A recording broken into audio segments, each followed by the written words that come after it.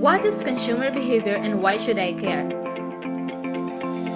How many times a day does a typical college student act like a consumer? If we stop to think about it, we find that the entire day is filled with consumption and consumption decisions. What should I wear? What will I eat for breakfast? What music should I listen to? Will I go to class today? What I'm going to do this weekend? Many questions like this are routinely answered within the first few moments of every day, with the answer to merely turning the wheels of economy and shaping the quality of life for the individual consumer. How can simple decisions be so important to society? The answer to these questions is one of the key points of the chapter. Indeed, the consumer answered these questions by choosing the options that offer the most value. Thus, an understanding of consumer behavior can mean better business for companies, better public policy for governments, and a better life for individuals and households.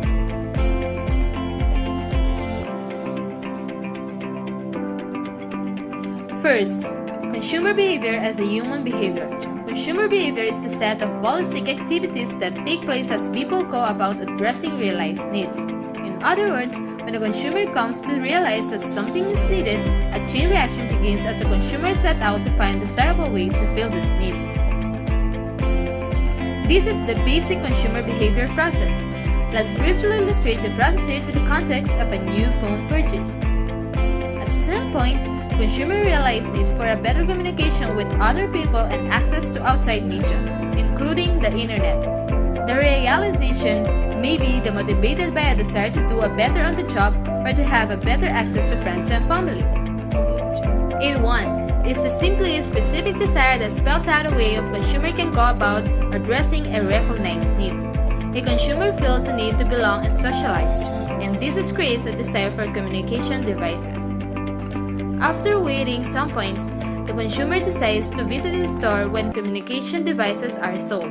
After looking at several alternative devices, the consumer chooses a Samsung Galaxy. Next, the consumer participates in an exchange in which he or she gives up economic resources in return for receiving the product. An exchange is the acting out of the decision to give up something in return for something to greater value.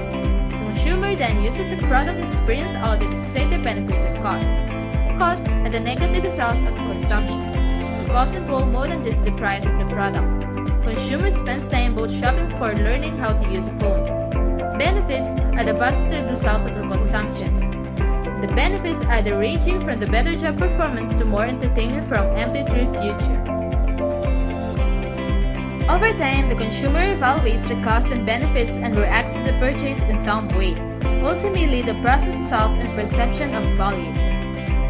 Another way to look at the basic consumer behavior process is to consider the steps that occur when the consumption takes place. Consumption represents the process by which goods, services, or ideas are used and transformed into value. After consumption and the product is priced its value and used, you will have to dispose of it. Disposal is a process by which consumer discards an offering. For non-consumable products, it is a way of letting go of them, like giving away, gifts, donation, sell, recycle for another intended use. Second, consumer behavior as a field of study. Consumer behavior as a field of study represents the study of consumer as they go about the consumption process. In this sense, consumer behavior is the science of studying how consumers seek value and effort to address real needs. Like other disciplines, consumer behavior has found roots in other disciplines. Exhibit 1.2 lists some related disciplines. Economics is often defined as the study of production and consumption. Accordingly, it is easy to see the marketing has its origin in economics, particularly with respect to the production and distribution of goods. Psychology is the study of human reactions to their environment, including behavior and mental processes. Psychology seeks to explain the thoughts, feelings, and behavior that represents human reaction. Psychology itself can be divided into several sub-disciplines. Social psychology and cognitive psychology, in particular, are highly relevant to the consumer behavior. Social psychology focuses on the thoughts, feelings, and behavior that people have as they interact with other people. Consumer behavior most often takes place in some type of social setting. Thus, social psychology and consumer behavior overlap significantly. Cognitive psychology deals with the intricacies of mental reactions involved in information processing. Every time a consumer evaluates a product, sees an advertising, or reacts to a product consumption, information is processed. Marketing involves the multitude of value-producing seller activities that facilitate exchanges between buyers and sellers. Consumer behavior and marketing are very closely related. Marketing actions are targeted at affect consumers, while consumer actions affect marketers. Marketing as a recognized discipline grew out of economics and psychology. Other disciplines share things in common with consumer behavior, like sociology, that focuses on the study of groups of people within a society. This is relevance of consumer behavior because consumption often takes place within group settings or is one way or another affected by group behavior. And anthropology. It has contributed to consumer behavior research by allowing the researcher to interpret the relationship between consumer and the things they purchase, the products they own, and the activities in which they participate. The ways in which consumers are treated. The customers isn't always king. Some organizations can survive while treating customers little better than dirt, and others need to pamper customers just to have a chance of surviving. Consider these two questions in order to understand how important serving customers well should be to any organization. First, how competitive is the marketing environment? Second, how dependent is the marketer on repeat? Let's compare these two service environments, a typical driver's license bureau and a fine dining establishment. A driver's license bureau represents a service organization that operates in a market with little or no more competition and a captive audience. No matter how poor the service is, they know consumers will return to do more business when the term on license expires. Contrast this with a restaurant. A dining consumer in New York City has over 6,000 full-service restaurants from which to choose. Customers do not have to tolerate poor treatment. They can simply go next door with few exceptions.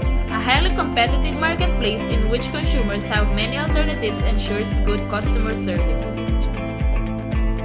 Competition eventually drives the companies towards a high degree of consumer orientation.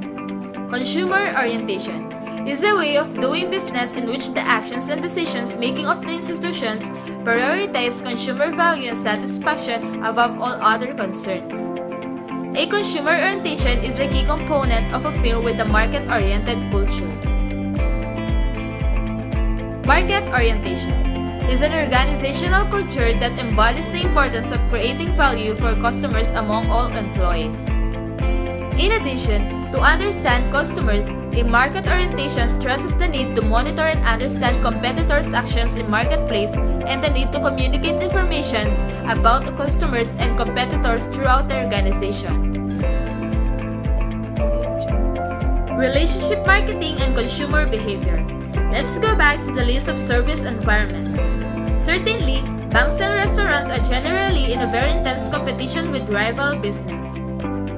Businesses are challenged to get consumers to repeatedly purchase the goods or services offered. In addition, repeat customers are considered less costly to serve.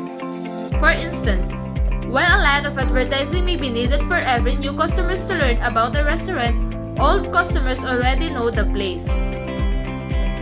Thus, relationship marketing is based on the belief that the firm performance is enhanced through repeat business.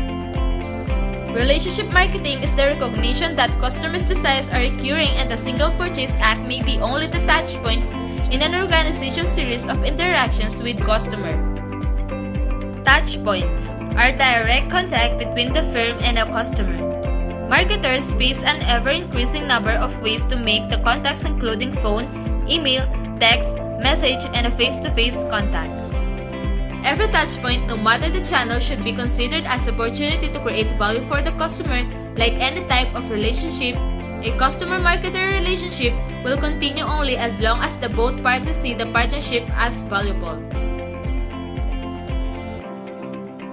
Marketers are increasingly realizing the value of relationship marketing. Wait, staff sometimes provide business cards to customers. These customers can use the card to ask for the waiter again on the next visit or to recommend the restaurant and the server to a friend. In sum, both a competitive marketplace and a relationship marketing orientation create exchange environments where firms truly treat good customers like royalty.